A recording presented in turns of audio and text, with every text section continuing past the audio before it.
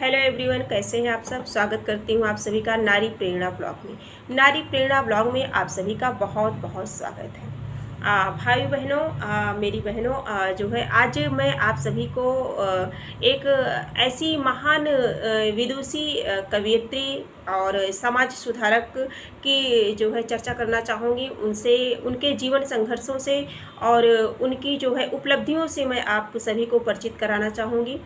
तो आज जो है हम सभी चर्चा करेंगे सावित्री बाई फुले, भारत की पहली महान शिक्षिका सावित्री बाई फुले के जीवन के बारे में हम सभी देखेंगे, उनके संघर्षों को देखेंगे और उनसे प्रेरित होकर के अपने जीवन के संघर्षों से, अपने जीवन की कठिनाइयों से हम डरेंगे नहीं, बल्कि उसका डट करके सामना करके हम सभी अपने जीवन को उज्जवल बनाएंगे।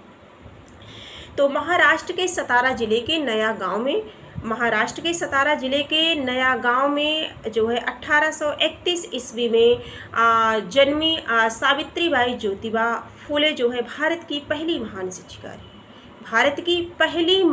शिक्षिका रही। और इन्होंने जो है खुद तो शिक्षित ये हुई ही, खुद तो शिक्षा को इन्होंने ग्रहण ही किया, लेकिन इसके साथ साथ इन्होंने संपूर्ण समाज की महिलाओं को शिक्षित करने का जो है संकल्प ले लिया।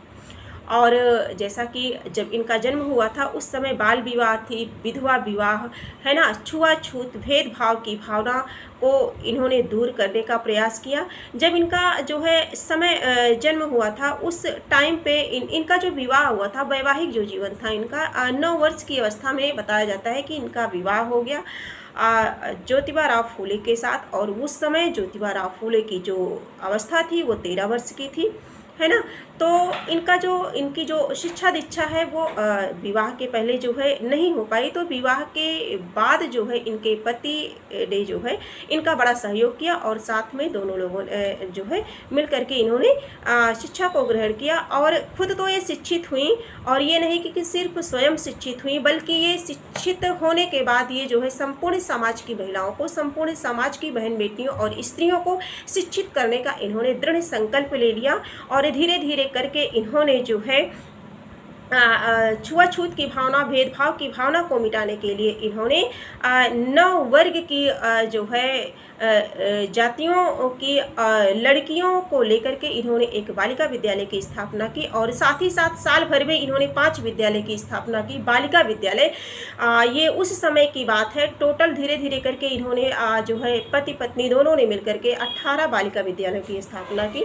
ये मैं उस समय की बात बता रही हूँ, ये उस समय की चर्चा है जब स्त्रियों को घर से निकलने नहीं दिया जाता था, जब स्त्रियों को मात्र चौका बर्तन करने तक ही सीमित किया जाता था कि ये जो है खेतों में काम करें, घर में काम करें और ये बाहर नहीं जा सकती हैं। ये उस समय की बात है। उस समय जब ये टीचर थी, जब ये जो है शिक्षा के क्षेत्र में कार्यरत थी, जब ये अध्यापन कार्य करने जा रही होती थी रास्ते में, तो उन्हें विभिन्न प्रकार की कठिनाइयों का, विभिन्न प्रकार की जो है समस्याओं का उन्हें सामना करना पड़ता था। यहाँ तक समाज की मानसिकता ऐसी थी, लोगों की धारणा, सोच ऐसी थी उस समय कि उन्हें जो है रास्ते में जाते वक्त उनके ऊपर कीचड़ फेंक दिया जाता था और कूड़ा करकट फेंक दिया जाता था, गोबर फेंक दिया जाता था, यहाँ तक उन्हें पत्थरों से भी प्रताड़ित किया जाता था। बताइए कितना संघर्षपूर्ण जीवन इनका रहा, कितना संघर्षपूर्ण जीवन रहा इनका। उसके बाद भी जो है इन्होंने समाज की रूढ़िवादी परंपरा को तोड़ते हुए और अपने कार्यों को करते हुए अपने लक्ष्य की प्राप्ति इन्होंने की। और महिलाओं के लिए, बहन बेटियों के लिए इन्होंने शिक्षा जो है लेने के लिए, शिक्षा देने के लिए बालिका विद्यालय की स्थापना की। और इसके साथ साथ ये नहीं कि ये केवल बालिकाओं के लिए ही थी, ये साथ साथ जो हमारे मजदूर भाई थे, भाइयों के लिए, जो मजदूर थे, जो दिन भर जो है मेहनत करते थे, उनके लिए इन्होंने रात्रिकालीन विद्यालय की स्थापना की, जिससे जो हमारे भाई हैं, मजदूर भाई हैं, दिन भर जो मेहनत करते हैं, उनको जो है वो रात्रि में शिक्षा को ग्रहण कर सकें, जागरूक हो सकें, आत्मनिर्भर बन सकें, उचित अनुचित का उन्हें ज्ञान हो सके, सही गलत का वो निर्णय ले सकें, विषम परिस्थितियों से किस तरह से निकला जाए उसका सामना कर सकें और अपने जीवन को सफल बना सकें। इस प्रकार इन्होंने लड़कियों के लिए ही, ना सिर्फ ये जो है पुरुषों के लिए भी, महिलाओं के लिए, संपूर्ण समाज के लिए ये जो है आदर्श आदर्श की पात्र हैं।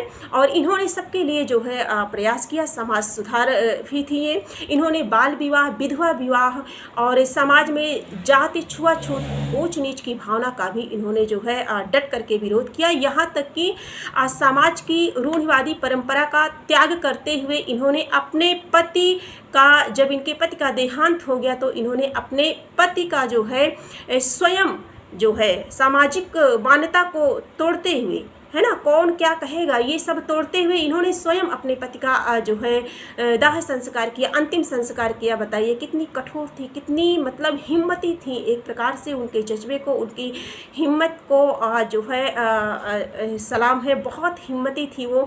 तो वो भी एक महिला ही थी, वो भी एक महिला ही थी और हमारे ही समाज की महिला थी। तो उनसे हम सभी को सीख लेनी चाहिए, उनसे हम सभी को प्रेरित होना चाहिए कि हमारे राष्ट्र में ऐसी ऐसी महिलाएं हैं। आज महिलाएं हमारे यहाँ बहुत आगे निकल चुकी हैं, फिर भी कुछ महिलाएं ऐसी हैं जो कम जागरूक हैं, वो स्वयं को असहाय समझती हैं, बेसहारा समझती हैं। तो यह हमारा संदेश उनके लिए है कि हमारे राष्ट्र में एक से एक महिलाएं हैं जो अपनी कठिनाइयों से डट करके सामना करके निकली हैं। कौन क्या कहेगा, इस चीज़ को उन्होंने ध्यान नहीं दिया और अपने कार्य को लगातार वो करती रही और अपने लक्ष्य की प्राप्ति के लिए उन्होंने डट करके जो है प्रयास किया और अपनी सफलता को उन्होंने हासिल किया। और हमारे भारत की पहली जो है महिला शिक्षिका सावित्रीबाई फूले जी हैं और फूले जी थी और उन्हें हम सभी जो है सत कोटि नमन करते हैं। आज उनकी वजह से हमारी जो महिलाएं हैं, हमारी जो बहन बेटियां हैं,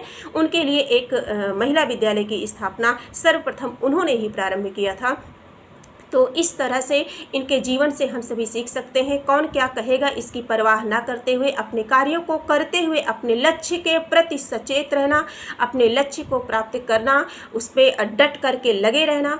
इस तरह से अगर हम करते हैं तो अपने जीवन को उज्जवल और खुशहाल बना पाएंगे।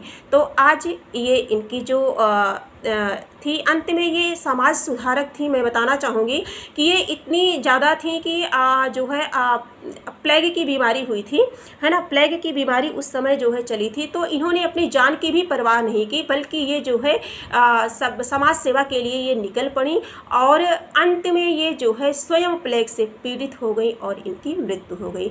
तो ऐसे जो है महान विदुषी, कवयित्री, समाज सुधारक को कोटि कोटि शत शत मेरा नमन है। और इनसे हम सभी को प्रेरणा लेनी चाहिए, सीख लेनी चाहिए और अपने जीवन की कठिनाइयों से डट करके सामना करके उनसे आगे निकलना चाहिए और अपने को आत्मनिर्भर बनाना चाहिए। तो हमारी सभी बहनों को यही संदेश है कि सभी अपने मनोबल को न गिराएं, अपने आत्मविश्वास को बढ़ाएं, अपने आंतरिक शक्तियों को पहचानें, अपनी गुणवत्ता को पहचानें और आगे बढ़ें, आत्मनिर्भर बनें, सजग रहें और अपने जीवन को उज्जवल बनाएं। धन्यवाद।